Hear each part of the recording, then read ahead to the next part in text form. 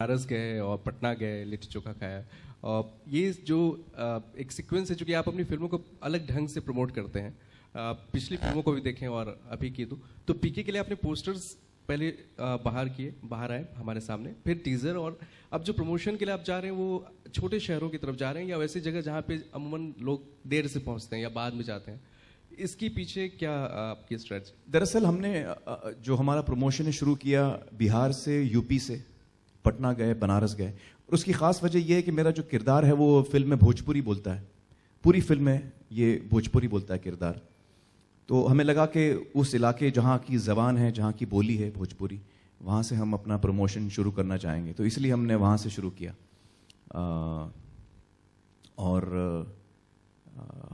हम चाहते हैं कि हम हर जगह जा पाएँ, लेकिन वो मुमकिन नहीं होता। तो अहमदाबाद गए, उसके बाद हम लोग रायपुर गए और अब कल हम जयपुर जा रहे हैं।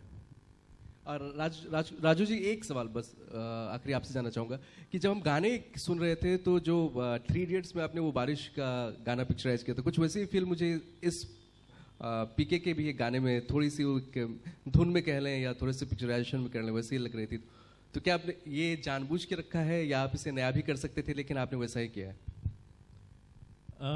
नहीं, आप गाना देखेंगे तो आपको लगेगा कि वो अलग है। आप जुबिडुबी का मेंशन कर रहे हैं और love is a waste of time.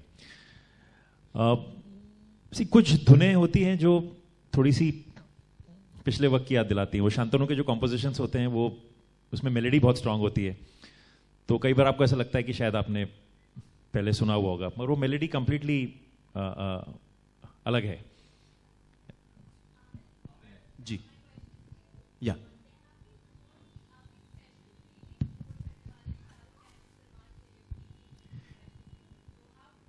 Actually हम तो चाहेंगे कि जो हमारे जितने दोस्त हैं इंडस्ट्री के, हमारे कलीग्स हैं, डायरेक्टर्स हैं, सबको हम न्योता दें, बुलाएं। तो हम जल्द ही वो स्क्रीनिंग रखने वाले हैं सभी के लिए। या he's calling me PK now. He starts to dance like me.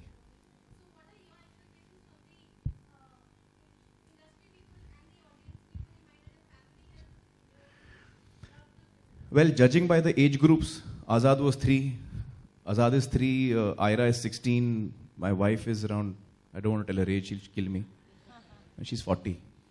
And Ammi is 80 years old. So it covers the whole range of age groups. So I was really thrilled that they liked the film. It's very important to me what my family feels about my work. And all of them felt, Ammi told me, this is your finest work. Kiran said the same thing. Ira really loved the film. She also feels it's my best film. Azad also feels it's my best film, but he has only one film to compare with. That's Dhoom 3. Amit.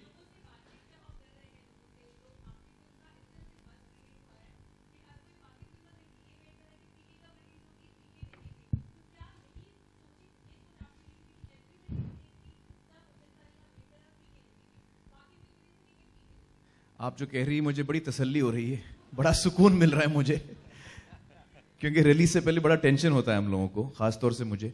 और मैं एक दिन मुझे बड़ी खुशी होती है, मैं बड़ा कॉन्फिडेंट फील करता हूँ, मुझे लगता है कि हाँ यार अच्छी फिल्म बनाई है, लोगों को बहुत पसंद आएगी। मैं इमेजिन करता हूँ कि तालियां बज रही हैं हॉल में, सीटी वीटी बज रही है, और फिर अगले पल मुझे लगता है कि ऐसा तो नहीं कि 19 को हमारी फिल्म लगेगी और शायद लोग मसरूफ होंगे और काम में, भूल जाएंगे, थिएटर खाली होगा।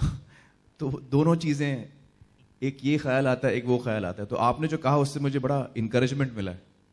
आमिर जी, आमिर जी, जी दिलीप कुमार आपके बहुत दिल के करीब रहे हैं जी। ऐसा कहा जाता है कि दिलीप कुमार एक बहुत ही अच्छे पत्रकार थे, उनके बारे में आपका क्या कहना है? और उनकी पत्रकार?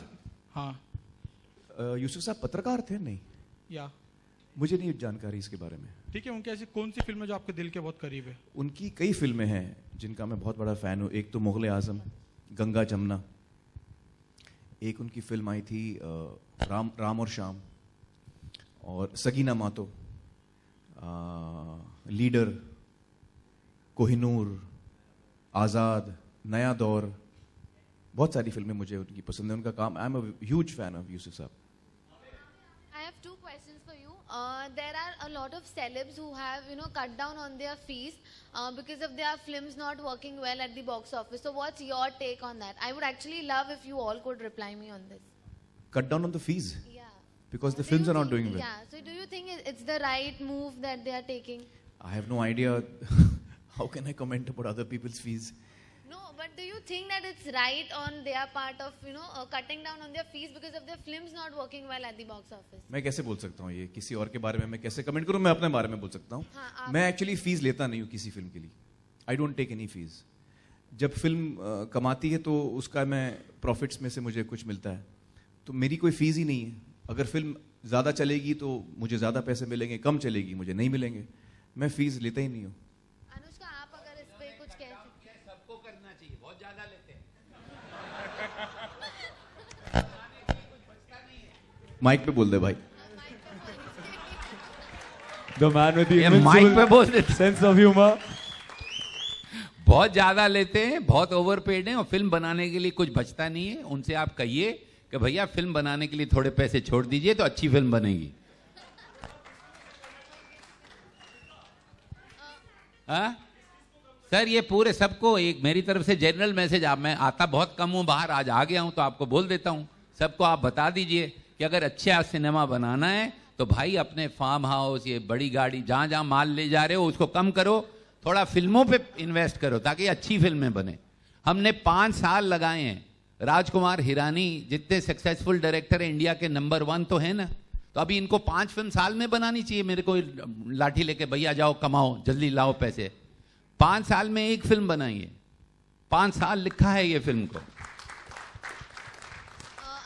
और आमिर खान ने एक ढेला नहीं लिया है और ये शराफत से बोल रहा है जितने पैसे हम फिल्म में लगाएंगे उतने हम लगाएंगे. हमको सोचना नहीं पड़ता है कि आज राजस्थान जा रहे हैं, बेल्जियम जा रहे हैं, ट्रेन ला रहे हैं, जो भी ला रहे हैं. तो ये मैं सबको रिक्वेस्ट करूंगा. आज मेरे को मौका मिला है, माइक मैंने छीन लिया है तो सबको मेरी तरफ से हाथ जोड़ के बोलिए कि भैया अच्छा सिनेमा बनाइए. 100 क्लब, 200 क्लब, 400 करोड़ क्लब में जाने की जरूरत नहीं है. एक गुड फिल्म क्लब बनाइए और उसमें आप सब ज्वाइन हो जाइए बस. Amir, one more question. You seem to be too buffed up. So is this for your next project that we can say? Right now I have not signed any film. So I don't know what I'm doing next. तो अब मैं scripts पढ़ रहा हूँ. जब मुझे कोई अच्छी स्क्रिप्ट लगेगी, मैं आजकल I am enjoying going very heavy in my workouts. I am going very heavy. I am just something new I am trying. One by one. Huh? Well, I have not signed any film till now. So as soon as I sign, I'll let you know.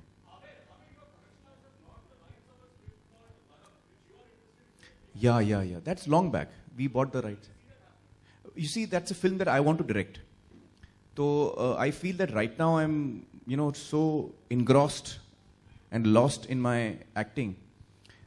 So in fact, I told the writer that I said I'm taking the rights now, but I won't be making it now. Once I'm ready to direct, after a few years, then I'll make it. Aamir साहब, एक सवाल आपसे. आपने कहा film release होने से पहले जो है वो काफ़ी नर्वस होते हैं. मुझे याद नहीं है, शायद किसी को याद नहीं, पिछले 7-8 सालों में आपकी कौन सी फिल्म जो है वो नहीं चली. ये बताइए कि बॉक्स ऑफिस पे जब फिल्म आ रही होती है आमिर खान की, तो हर किसी को ये लगता है और इस बात का पूरा यकीन होता है कि फिल्म हिट होके ही रहेगी. आप नर्वस क्यों होते हैं? मैं नर्वस इसलिए होता हूं कि हमेशा मेरे मन में ये ख्याल आता है कि जो हम बनाने चले हैं, सबसे पहले तो मुझे नर्वसनेस होती है कि हम क्या जो हम बनाने चले थे वो हम बना पाए हैं या नहीं. फिल्म मेकिंग एक मुश्किल काम है. तो आज जब मैं फिल्म देखता हूं तो मुझे लगता है कि हाँ, वाकई राजू के जहन में जो विजन था, जो अभिजात और राजू ने कहानी लिखी थी, वो हम बना पाए हैं. मुझे बड़ी खुशी होती है ये कह के. I am very happy with the film. अब देखना ये कि ऑडियंस को कैसे लगती है, और वो हम कभी जज नहीं कर पाते हैं, उसका हम अंदाज़ा कभी नहीं लगा पाते. तो ये फिक्र होती है कि यार जो हमने इतने प्यार से बनाया, इतने जोश से बनाया, और जो हमारे दिल के इतने करीब है, क्या वो लोगों को भी पसंद आएगा, उतना ही पसंद आएगा, ये फिक्र रहती है. इसलिए नर्वसनेस है, एक्साइटमेंट है, इसको आप जो कह लें, दोनों का मिक्स है. दूसरा और आखिरी सवाल आपसे वो ये कि आपने भी खेल की बात की, आपने लॉन टेनिस खेला और आप अगली